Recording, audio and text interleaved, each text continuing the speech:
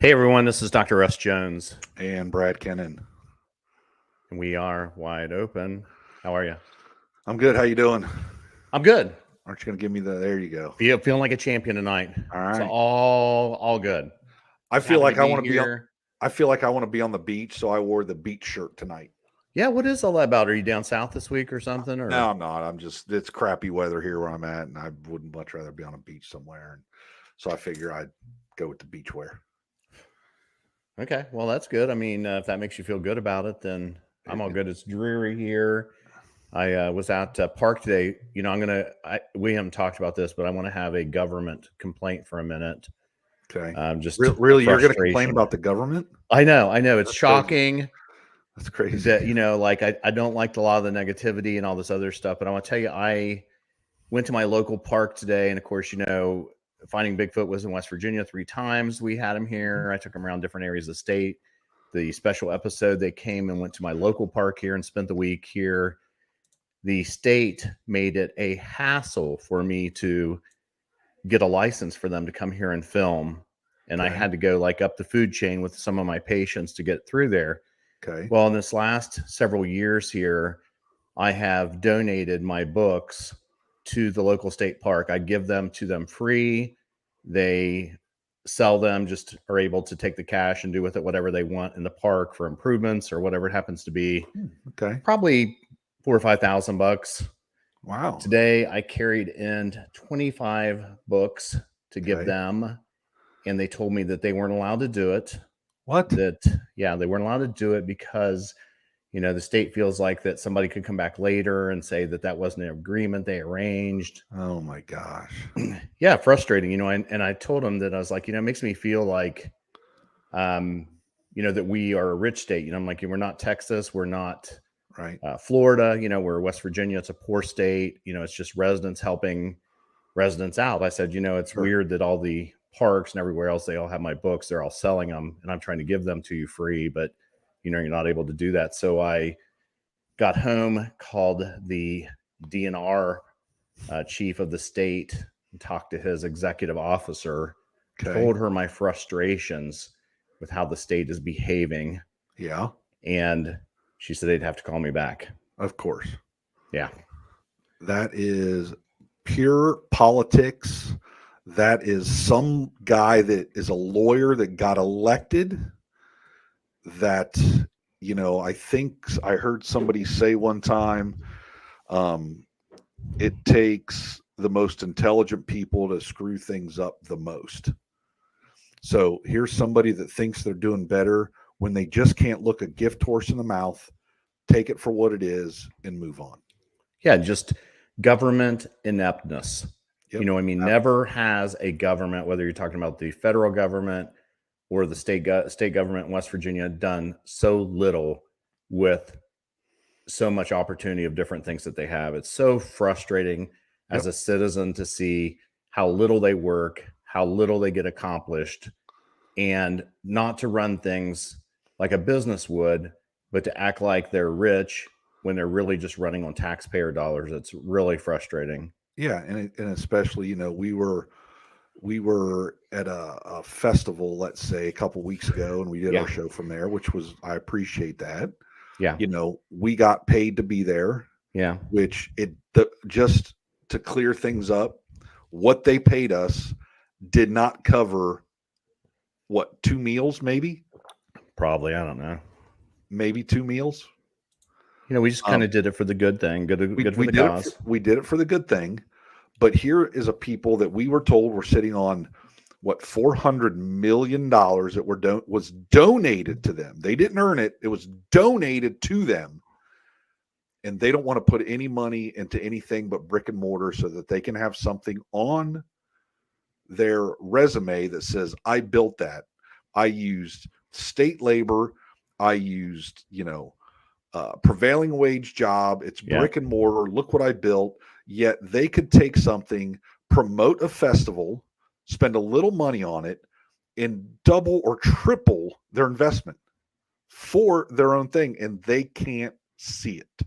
It's frustrating to me when I just look at like in West Virginia right now, We have road work going on everywhere. Oh, yeah. Somewhere along the way, they have forgot that the citizens pay for the work, and they're not concerned about inconveniencing the public at all. It used to be, Right. they do the work at night, they would do work, in off hours, whenever it was that they could not inconvenience. Now they literally don't give a rat's ass. Nope. No, So they it's do not. frustrating to me, coming in Mr. Negative Hot here tonight. Well, you get a chance to be negative every once in a while. I'm negative enough usually for both of us. But that's why I was throwing it out there. So, you're going to have to pick up my backside tonight and, tell me that, that it's all good. It is all good. Everything's all good. If you got somebody good for me, then I'll make it better. Well, like I said, I got somebody on I got my Hawaiian shirt on because, like I said, I want to be on the beach in a festive mood. But the guy we're bringing on tonight, he's always in a festive mood. He's always had a good time. Every time we see him, we're going to go ahead and bring Ron Boles on. Ron is a BFRO investigator from Missouri. He has been on several expeditions that we have been on together, Russ. Yes. He is, I actually had a picture of Ron hanging in my living room. Oh my God. For about 6 months when we were at a convention, and there was this guy dressed as a Bigfoot that took a picture with my grandson.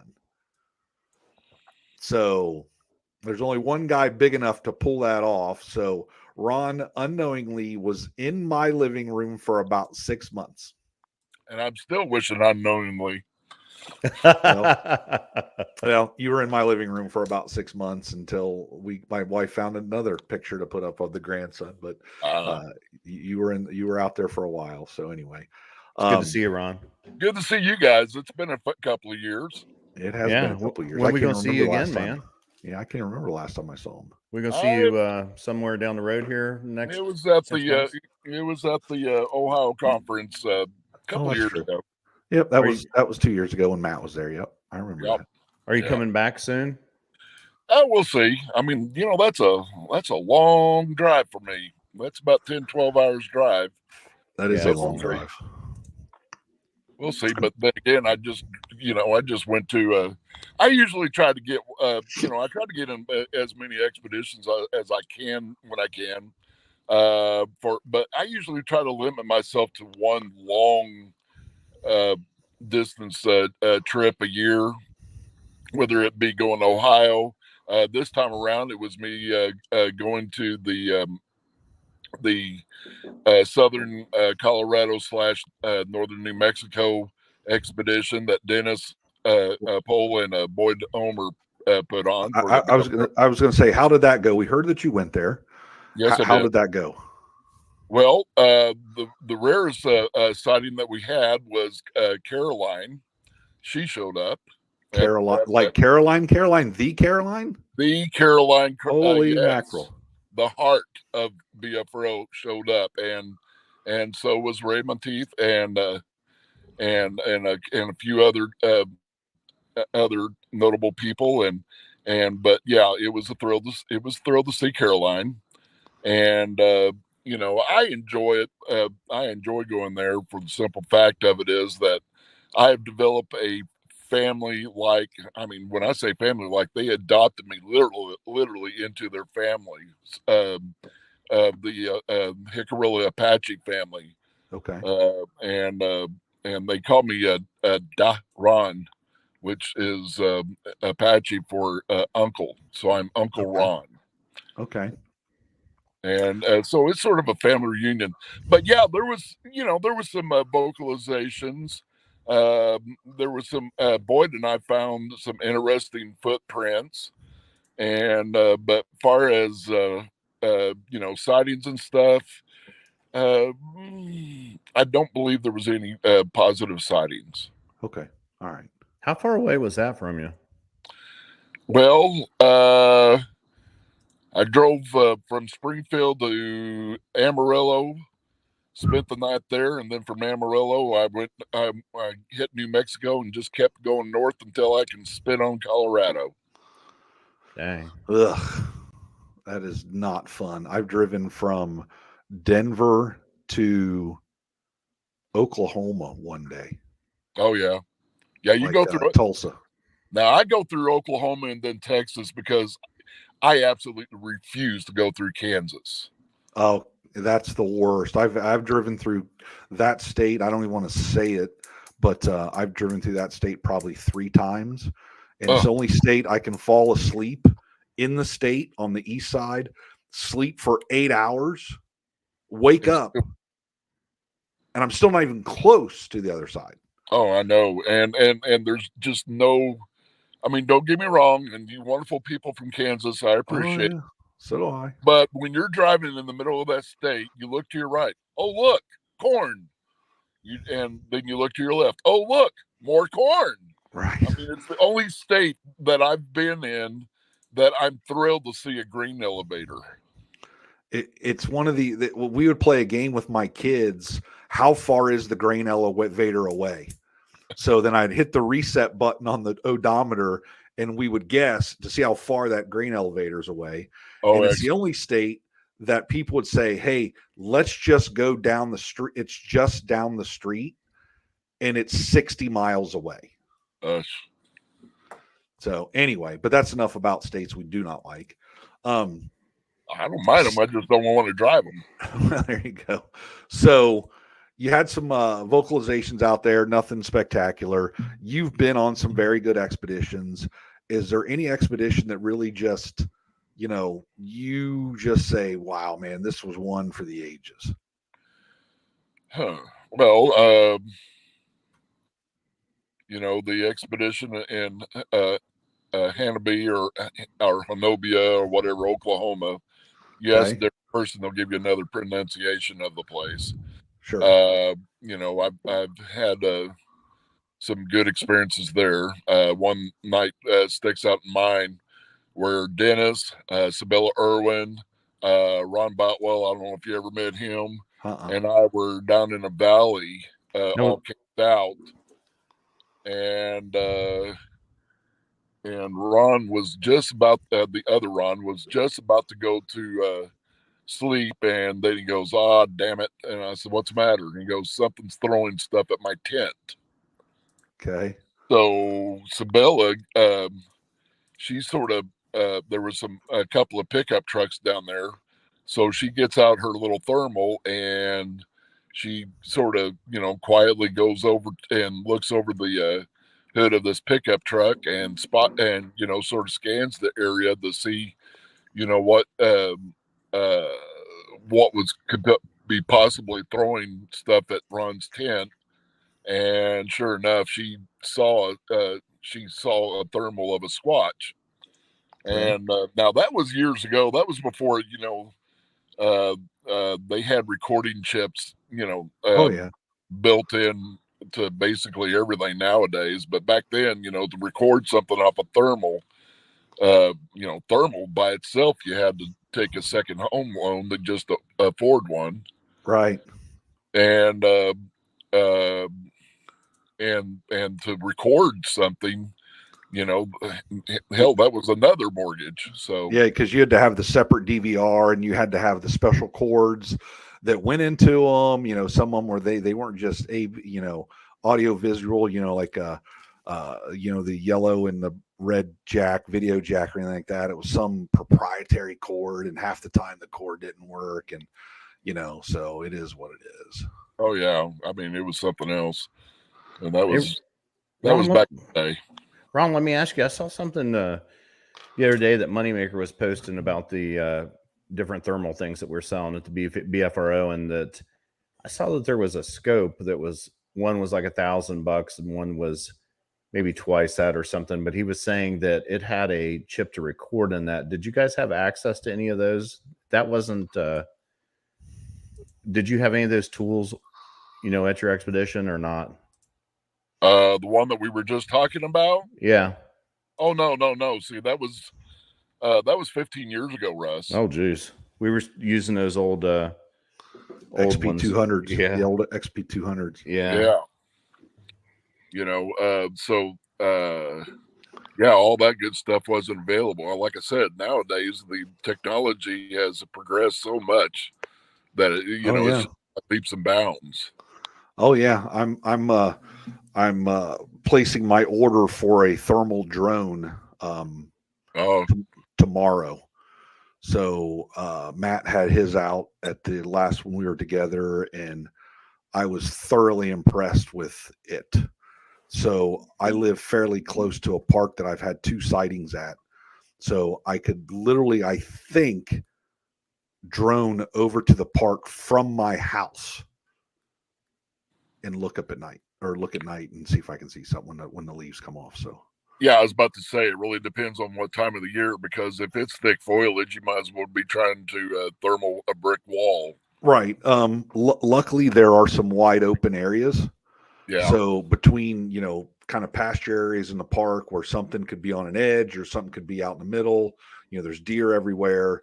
So, I might be able to get something that way. So we'll see. But yeah, you're right, for the cost of that and what that little XP200 costs, or that like a Gen 2 or Gen 3 night vision. Gen 3 night vision was what, $10,000, 15 years ago.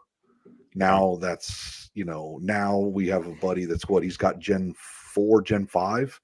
Yeah, Gen 4 phosphorus or something, maybe, isn't it? Yeah, something. I don't know, man. It's like looking through the middle of the daytime when you put those things on, man. It was unbelievable. So the thing is, though, and a lot of people don't understand the difference between a thermal and ultraviolet night vision. Night vision actually puts out a type of light, if you will, in order for you to be able to see. A thermal actually draws in. It doesn't put out any type of light whatsoever. It draws in and makes the images from the heat that each, whether it be alive, or a tree or a rock or anything, of what that image has. So night vision is wonderful, and I love it, but I'm almost convinced that there are certain animals, and I believe squatches too, that can see that ultraviolet light that a lot of game cams and maybe some night vision binoculars puts out. Ron, do you think that I know some, people are always debating whether or not Bigfoot can see infrared, and of course, I know a lot of the different, not the thermals necessarily, but the night vision are using some infrared light up. What do you think about that? Do you have an opinion? Yeah, I think not so much with Bigfoot, because of course, we don't have a clear picture. But how many times have we seen animals such as deer, coyote, what have you, looking straight at a game cam, and like, where's that light coming at? What is that? Mm-hmm. Or even when the thing is set to movie mode and not just stop action camera or photo, you'll see it kick on, and you'll see a deer eating grain or whatever was put out there, and all of a sudden it'll raise its head, look around, and then look at that camera and walk up to it and start sniffing it. Yeah. What is that thing that's putting out? Yep. And I honestly believe that being that Bigfoot or a Squatch is, I'm hesitant to say that it's primarily nocturnal, but it is use of getting around at night. I question on whether or not they have that same ability to notice an ultraviolet light in the or infrared, as you said, and those and question on whether or not it can detect it. Right. We believe that they can see IR. So that's what they either hear the noise or they see the light and they avoid game cameras. That's why they're not around a whole. That's why we don't get them on game cam. Now remember, the game cameras, there's not a light sticking out there. Right. It would have to be that the Bigfoot was in the area and saw it fire and saw the light there. You know what I mean? Because Sure. the camera's sitting there passively, and Doesn't do that. it doesn't have a beam sticking out, so it can't see the camera until it fires. But it can hear it. But it can hear it for sure. Right. Well, and honestly, I think I question on whether or not if it isn't better for it to be in, motion mode, to do a little, film a small clip of motion and, like a movie camera, because, if it does it in stop motion camera mode, it's almost like, the old flash bulbs that we used to have on our cameras, blip, where a movie one is sort of gradually envelops the area instead of coming in as a flash. Therefore, may not startle its intended subjects for that picture or little, I don't know what to call it, movie reel or whatever you want to call it. Right. So, yeah, we believe the same thing. We believe that they hear them. They can, if the IR is going off, they can see IR. So something that you had an article that you wrote about infrasound and silverback gorillas. Is that correct of some sort? Well, it wasn't so much. I mean, a lot of people talk about, and I'm rather hesitant about talking with a lot of new people to the field about zapping. Yeah. Which a lot of people misidentify as Bigfoot sending electric lightning from their fingers, like some Star Wars character, and electrifying the person. No, it's infrasound. Yep. And infrasound is, and I'm very, I very much believe that infrasound is real amongst squatches because, for one, it has been found in other mammals.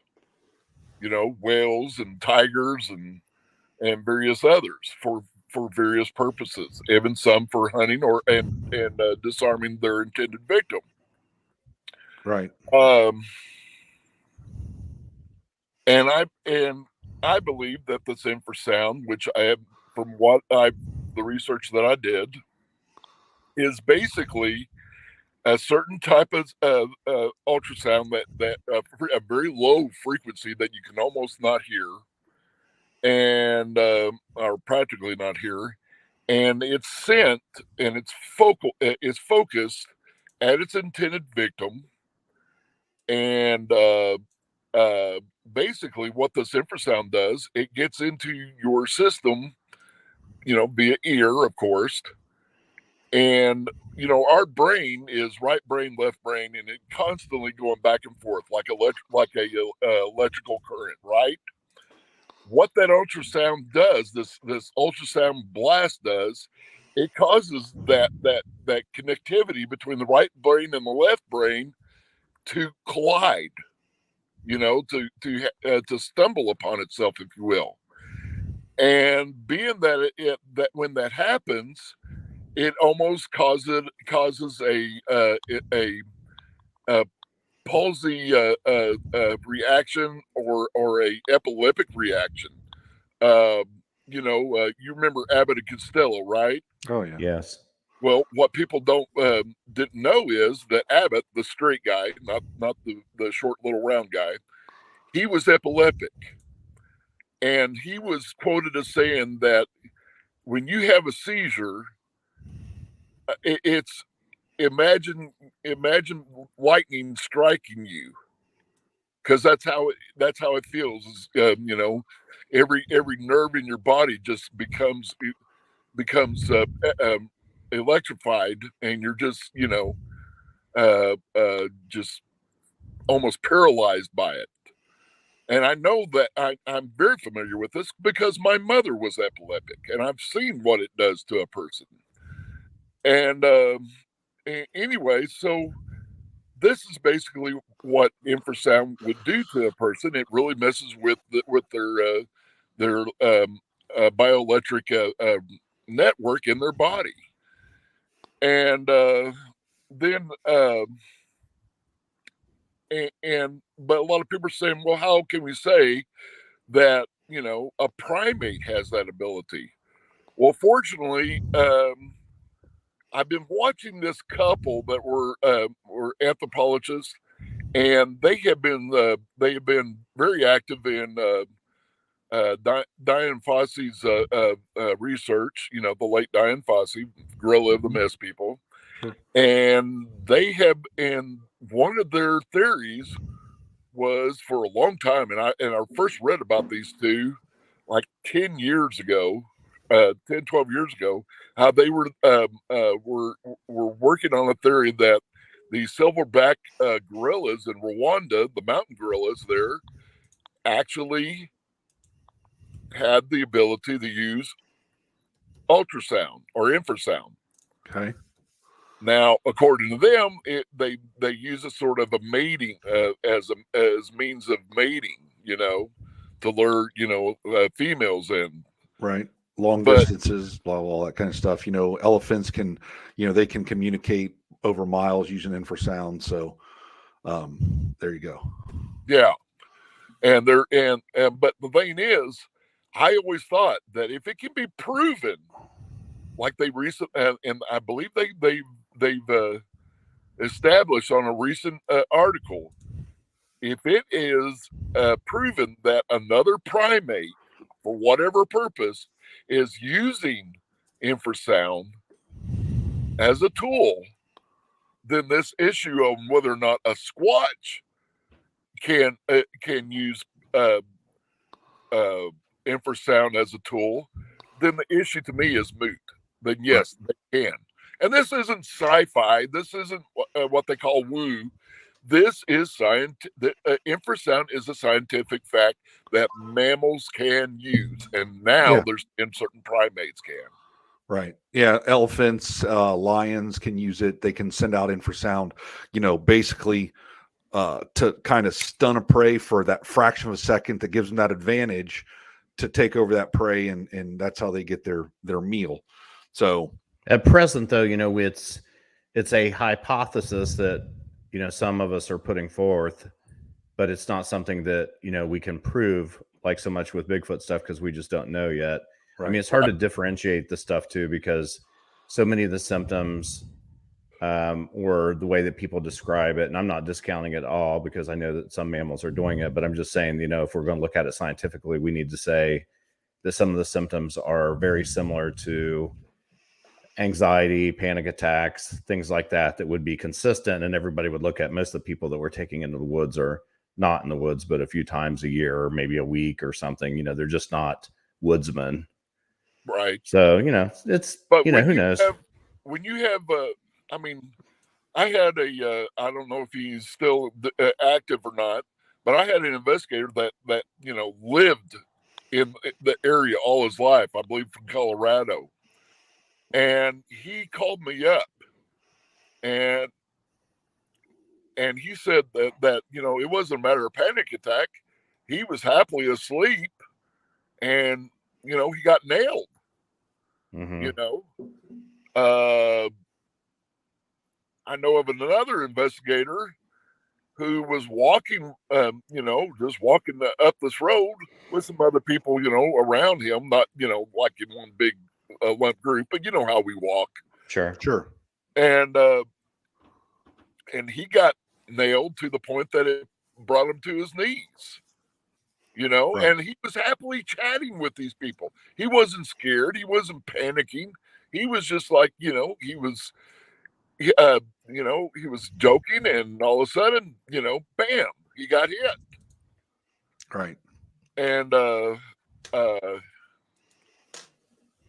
but yeah, a lot of this could be contributed to panic attack and other things. Sure, anything can be. But right. My point is that if we got a couple of long time, doctrines from I think the University of Arizona, and don't ask me to pronounce their name because they're Dutch or German or something like that, and I would have a hell of a time. Mr. Jones, right. You probably did not. But if these folks are willing to put on the premises that, they use ultrasound based on their studies, and they're willing to put their necks on it, then I'm going to say, hey, the possibility of a Squatch being able to do it is highly, highly probable. Mm-hmm. Yep. But nothing's 100% with me. No. Yeah. I don't know. It's hard to say. I was writing myself notes, that's what I usually do before I start another book. And that's one of the topics that I want to spend, usually on a topic, I may spend a month just reading books and reading research articles, before I start to write. And, I'm just not sure, when there's so little that we know about an animal, gosh, it's hard to say. It's hard to have that controlled environment. I mean, it's certainly, like you said, it's more impressive if it's people that are used to being out and people that probably aren't going to have that happen to them. But I'm curious of researchers across the country. And if people are listening, and if you're a researcher and you've had this happen, reach out and let me know. I'd be curious. But how many people did not believe in infrasound or zapping or whatever you want to call it, but had it happen to them? Russ, yeah. The second person that I brought up about happily walking, it happened in Tennessee, and Ronnie Powell was the leader of that expedition, and various others, and that person was me. Okay. Did you believe in that before it happened? No, actually, I argued against it. I was more likely to believe that the zapping was possibly brought on by a pheromone, some type of pheromone, rather than the sound. So really, I was not a big believer in the infrasound part. So explain to us, since it was you, so you're walking down the path with how many other researchers or how many other people? Well, there was quite a few people ahead of us, but okay. Ronnie was behind me. Like when you say behind you, are you talking 1 foot? Or are you talking 10 yards? Oh, like anywhere between 5 to 10 feet. Okay, so 5 to 10 feet. So you're walking in a single file line. Is that what you were doing instead of? Because I know most of the paths you can't get side by side. So, are you in front, or was somebody in front of you? There may have been someone in front of me, but we're talking another 5 feet. Okay, so you're saying that Ronnie didn't feel it and this person in front of you didn't feel it, yet you were picked out. Why were you picked out? Did you have your Santa beard on at that time? You're the biggest guy in the room, It's the loudest person out there. Okay, so I would never guess that you were the loudest person out there, Ron. Yeah, because not more than 5-10 minutes previous, and I'm paraphrasing on that, but 5 or 10 minutes previous, we were over this bridge, and I did a call, and we didn't. Ronnie thought she heard something, but I wasn't sure, so we were headed up, talking and stuff, and here's the fun part of it. That's been recorded. Okay. That whole incident was recorded. See, okay. I had a recorder banded to my hat, and I forgot all about it. Hell, I even forgot that I even turned it on. And then when I saw that it recorded from the night previous, I played it 3 or 4 times, and I can pinpoint the exact time. Actually, our good friend, Monongahela. Yep, he actually did a Audacity. Did he put in Audacity to see that he could actually see the megahertz maybe that infrasound was at? Yes. Okay. So for some reason you have proof of infrasound on a bioacoustic file by Monongahela, and for some reason I did not get sent the file prior to this podcast, so I could not show anybody on it. Thank you very much, Mr. Boles. Well, I thought you knew about it. I had no idea. I had heard it, but I'd just forgotten. Well, you know what? I'm blaming both of you too. Sorry. You know what? What? This is a perfect opportunity for you to invite me back for further discussion. How's that? There you go. Job security, my friend. Job security. Yeah, we're not done with this discussion yet. So, so you got zapped, infrasound. Did you hear it? Did you just feel it? Did you? I was walking along, and all of a sudden, it felt like I stepped on a live electrical wire. It just, my whole body just hit me, and you can hear it on the recording. I was walking along, and all of a sudden, you heard me stop walking and go, oh. And then at that point, my breathing became irregular, and I had a walking stick. I sunk to my knees. I called out for Ronnie. She called out. You remember Dr. Tom? Tom. Yeah, we know Dr. Tom. Yeah, Tom Bruns. Yeah, Tom Bruns. He was up ahead. Ronnie called out for him. He checked my pulse. It was irregular. It was jacked up. I mean, and here's something else, Russ. The day after, because my muscles became so constricted. Yeah. My urine had red in it. Really? Yeah.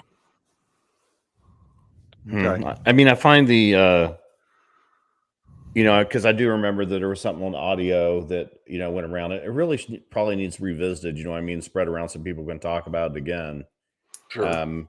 But then it makes you wonder. Did you have some type of UTI or something like that? That an infection that would have, gave you the same irregularities. I don't know. I mean, I'm just telling you what scientists would say. Oh, sure. I mean, did I go in for a full physical? No. Right. But I'll tell you one thing though, and and that was a few years back too. Matter of fact, it was like 12 years ago. Oh wow. I'll tell you this, when at that age, I didn't come back to the camp until the cows came home, right? Yep. Mm-hmm. Whoever I rode with, I looked at him and I said, "Can you take me back to camp because I'm done?" Wow. My energy level was zapped. It was sucked dry. Have you ever had another experience since then like that? Nope, don't want to either. No, and you don't think there was any lasting experiences from that, or lasting, medical conditions, nothing, that lingered on for a week, 2 weeks, anything of that sort? Other than my urine Right. having a tint of orange or red to it. I tell you what, when we went out the next night, I made sure that I was the quietest, and I kept on squatting to make sure I wasn't the tallest too. How many days was it that your urine was a different color? About 2-3 days. Okay. Did you ever notice, some people say that after they have that experience that they have a sense of when a Bigfoot be around? I'm not saying whether it's true or not true. I'm just asking a question. Oh, squatchometer? Yeah. That's what I call it, a squatchometer. I've always had a sort of but I always have a sense of that, just because of the terrain and the terrain that we're in and the environment and just because of it. I wouldn't call it the heebie-jeebies, but I always it was always referred to it as it's a target-rich environment, and we're the target. Yeah.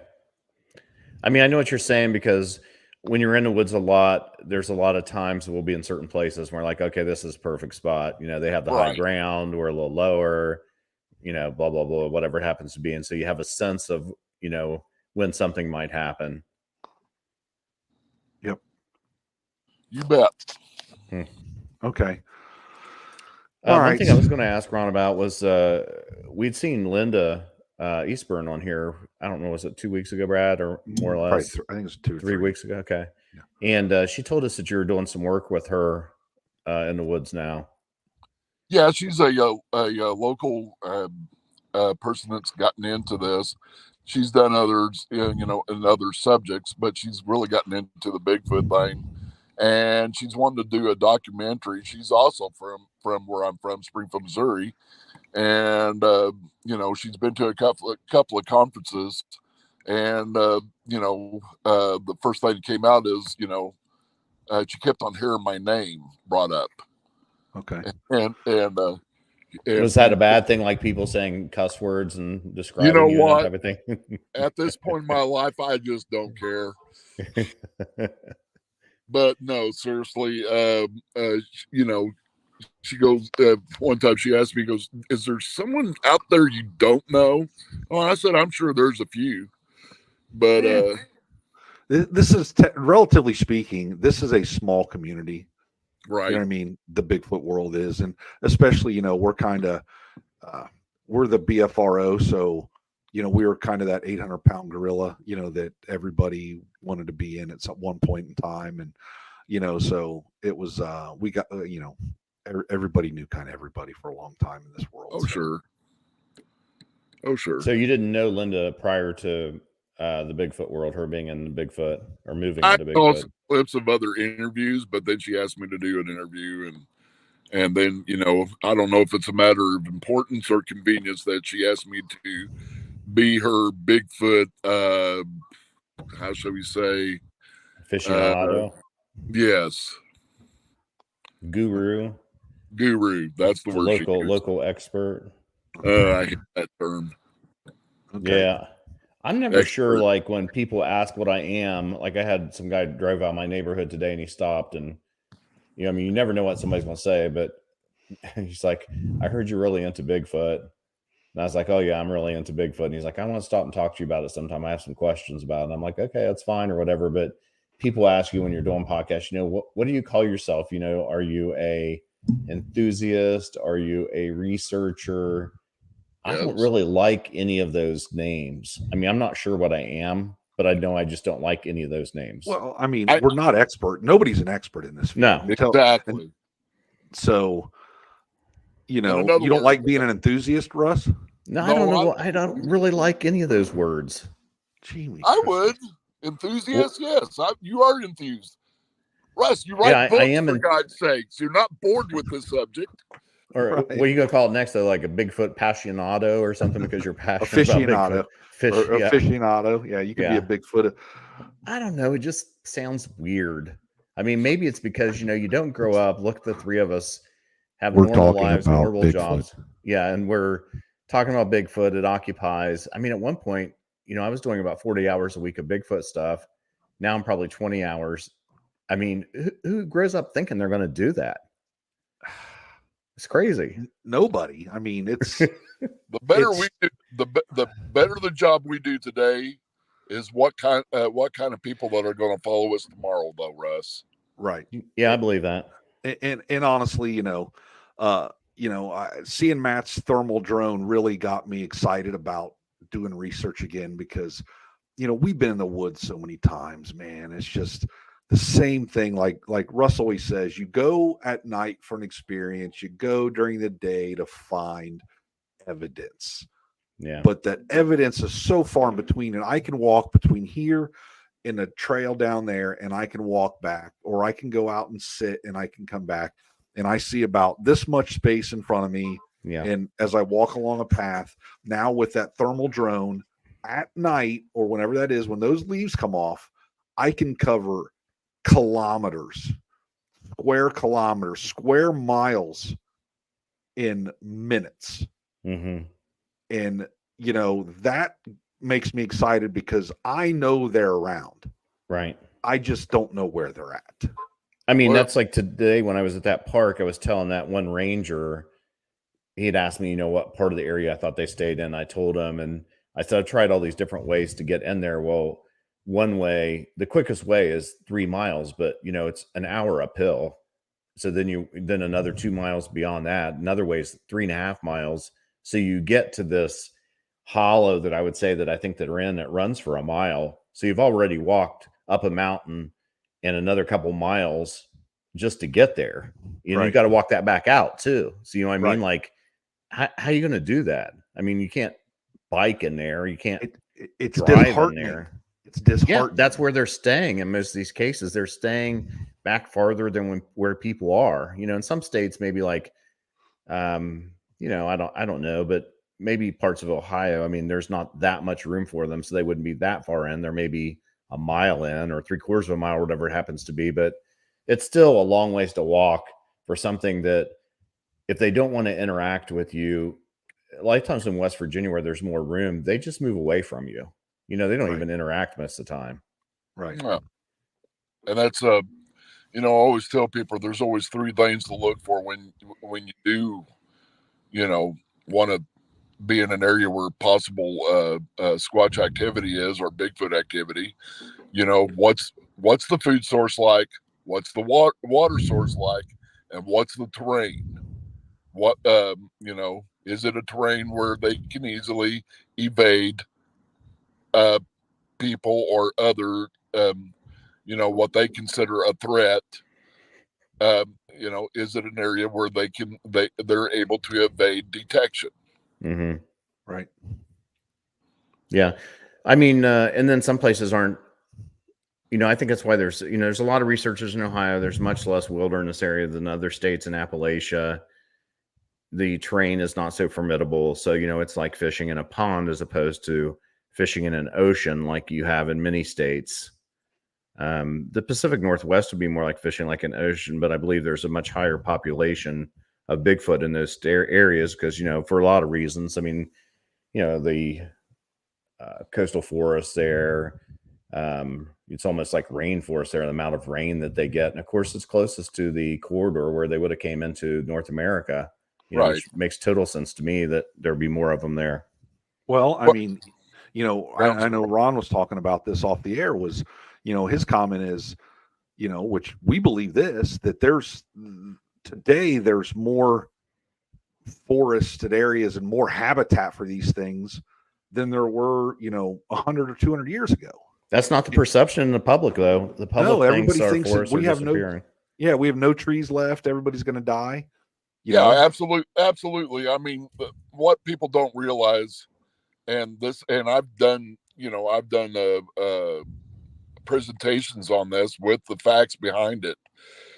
I truly believe, and that the North American continent is more eco-friendly today than it has been in almost 200 years. And people say, why would you say that? When the pioneers started settling in the areas that were, you know, they considered home, the first thing they did, what was the first thing they did? Cut down all the trees. Cut down the trees for their shelter, for their fuel source, and plus to clear cut in order to grow their crops and their livestock. Yeah. And use trees use wood for whatever other purpose, whether it be a bed or a chair or a spoon. Railroads. You know, it's all made out of wood. Then there was areas that were just absolutely when the Industrial Revolution came along, there was areas where the forests were over harvested to the point that erosion started taking place, and that's how the Dust Bowl happened. You know, a lot of people think that and yes, a lot of parts of Oklahoma is nothing but, you know, on the verge of being a desert, but on the eastern side of Oklahoma in that area, there was trees. There was a lot of forest there until it was over harvested, and then the erosion happened, and the strong winds from the west came in, and then, you know, literally towns were taken out by this Dust Bowl because of lack of trees. Sure. Then you got the issue of the over harvesting of wildlife. Do you realize, and I can only talk about Missouri because I know the subject, but there was a time back in the early 1900s to almost 1940, but back in my grandmother's day during the Depression era, seeing a deer or a turkey was a rarity. Really? An absolute phenomenon, absolute rarity, because the population of deer and turkey, and we're talking the Ozarks here, The population of deer and turkey deer alone was down to 400 in the entire state. Wow. It wasn't until the late 1940s when they started to relocating deer from the Michigan Upper Peninsula that the deer population took a turnaround. But I mean, even when I was a young kid, like 10 years old, seeing deer was really a special time, and back then, if they had deer season open, but it was like, maybe maybe 3 or 4 days that it was antler only. Right now, you can't swing a stick without hitting a deer. Yeah. Yeah. I can remember in Ohio being the same way, that it was rare to see deer. And I remember I killed my first turkey the first year Ohio had deer season. And that was like in the early 70s, maybe mid 70s, because they brought them all in from Wisconsin, is where the ones from Ohio came. But you're right there. I mean, I'm sure parts of Ohio, there was very little room for a Bigfoot in Ohio until, after the, the Great Depression, the Industrial Revolution started in that era. Then, some of the reforestation started, and then I'm sure it was a lot easier for Bigfoot to be around, and the increase in the animals. I probably could argue that there's never been more food in the forest now than there's ever been historically. Oh, and it's just not deer and turkeys. I mean, waterfowl population or feral pigs, which is almost a plague upon the plains. Right. There's a lot over there, and people say, well, do they go after domestic livestock? They, these things aren't completely, ignorant. They know, I mean, if opportune chance, maybe, but they also don't want to do something that will draw a lot of interest. And besides that, it takes a lot of energy, a lot of strength and energy to bring down a cow. I mean, and actually harvest anything on it, because they're tough as leather. Right? Yeah, I mean, consider this too. Whatever Bigfoot is, it lived alongside humans. The Homo line, when it was in Asia, probably was hunted by the Homo line, so it became leery of humans, and that's been a trait that's passed down. Right. And I think that in doing that, largely, it is leery of taking people's stock as people would take notice of it. Now we hear commonly rabbits and chickens and some pigs and occasionally something else, but it's not common. We don't hear it commonly. Oh, absolutely. So I guess there's an argument to be made that they're smart enough that they're just trying to do whatever they can to avoid this at all costs. And maybe there comes a time where one's older, or it's a severe winter and it needs food, and there's just no way around it, and then maybe they're doing that stuff. That's necessary needs comes with extreme solutions. But, extraordinary measures. Yeah, exactly. But I had a picture in part of my presentation, and the first picture was a picture of an area that was taken in the late 1800s.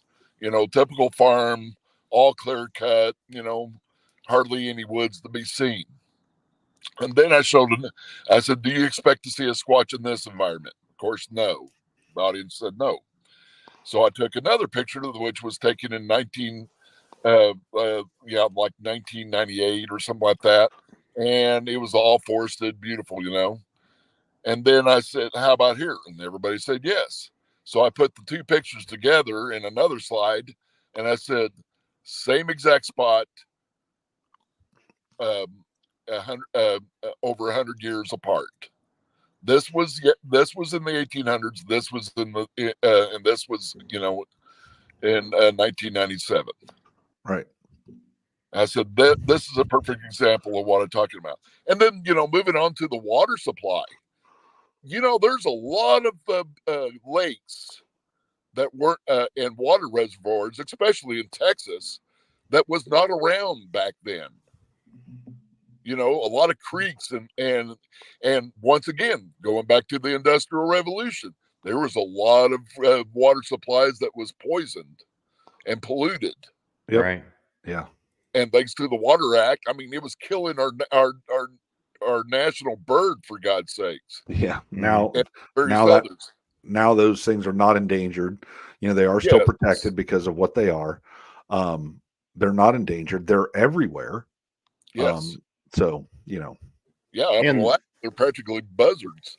Yeah, but the water, you know, also to protect from flooding, creating the reservoirs, in addition to, you know, controlling the streams.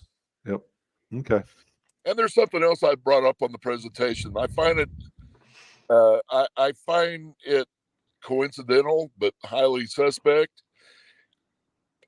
There is only one president that that has ever brought up about Squatch activity. Of course, he never named it Bigfoot or Sasquatch. Sure. But, you know, the wild man of the woods. Mm-hmm. Yeah.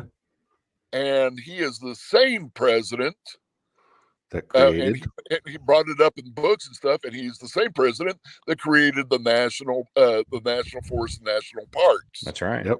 And that's Theodore Roosevelt. Yep, absolutely. And everybody, you know, we've talked about that story a couple of times on the show, and you know, he did create national parks, the National Park Act, I do believe. But yeah, maybe there's more to his story than he wrote about. So therefore, he wanted to do it on the down low and not tell everybody why he did it. But maybe he knew something we did not. So. Well, that, you know, I think he took the whole thing in whole and said, you know, something needs to be preserved. Sure, absolutely. So, but, well, Ron, I know you got other things to do tonight, and I appreciate you just getting off work, and I appreciate you doing this from your work office, your on the road office right there, sitting in the parking lot. You know, we appreciate you having you on, and if you how about if they want to reach out to him? Yeah, anybody wants to reach out to Ron, how can they get a hold of you, Ron? Anyway, or do you want to even talk to people? Oh, I'm more than happy to talk to anybody. Okay. Matter of fact, you know what? Here's my thing. Yep. I will take an ounce of respect for my integrity on the research, my research, and Bill, and what I have been able to absorb from this research over a ton of fame and glory any day, any day, every day, and 3 times on Sunday. Well, I don't do this for the glory. I don't do this for to be recognized or be a celebrity of sorts. I do this because my greatest thrill is what I can share with other people, and maybe they can learn a little bit of something from me, from what I know, and learn to grow and explore their own path. Right. But I do know you're on Facebook and you're on there all the time. So anybody searches for Ron Boles on Facebook, and the BFRO page. Just Google my name. It's Ron Boles, Boles. Yep. And they just put equal Bigfoot, and you'll come up. And you'll show up. All right, Ron, we really appreciate it. It's good to see you, my friend. Look forward to the next visit with you. Yes, sir. And it's good to see you guys, and always been a thrill to meet up with you and have talk. I remember one time I had breakfast with Russ, and he looked at me and goes, "How can you eat all that?" Anyway. All right. Russ eats it. Russ eats it. He just doesn't eat it one time. He just has to eat it every 30 minutes. So. Hey, let's not talk at this to turn the show into my eating habits. Right. All right. Thanks, Ron. All right. See you, Ron. Bye. All right. That was fun. Yeah, Ron's that was a nice fun. Guy. Yeah, I haven't talked to Ron. Like I said, I barely got to talk to him when he was at the Ohio conference a couple years ago, and I know we've on some expeditions before that. So. Yeah, we're also busy. Sometimes it's hard to meet up like that. Yep. Well, we're right at it. All right, that's pretty good. Subscribe, and I always forget to ask people. In the beginning of the show, hey, will you reach up there and like it and subscribe? It means a lot to us. And I know that there was a announcement this week that the network had a lot more viewers. It was really picking up, and so we really appreciate everybody that's listening and taking the time. Yeah, and it makes Brad smile, and sometimes everybody thinks I'm Mr. Grouchy. Yeah. So that's probably what's changed in it ever since you flipped that switch. And right. became fit, more fit. Right. And then, I just want to shout out to Russ's groupies that come to see him when he does a live podcast, Hey, it was fun. We had a good time when we did that. Yeah. They drive minutes to see him. Oh, isn't that the truth? All right. Hey. The Bigfoot Doc, Wide Open Research on Instagram. Go ahead. Where else are you? The West Virginia Bigfoot Facebook page. Yeah, I have a lot of information on there. I say, how many people you got on there now? I don't know, like 2,500, and I guess it's right out a year now. So 2,500 is probably pretty good in a year. Yeah, well, 200 a month. I mean, you're getting, and you're going to get to that tipping point when it's going to be like 10,000. So that'll be fun. I'll be before that. Fun. All right. All right. It's good to see you, my friend. And until next time, thanks everybody. Appreciate you listening. Yep.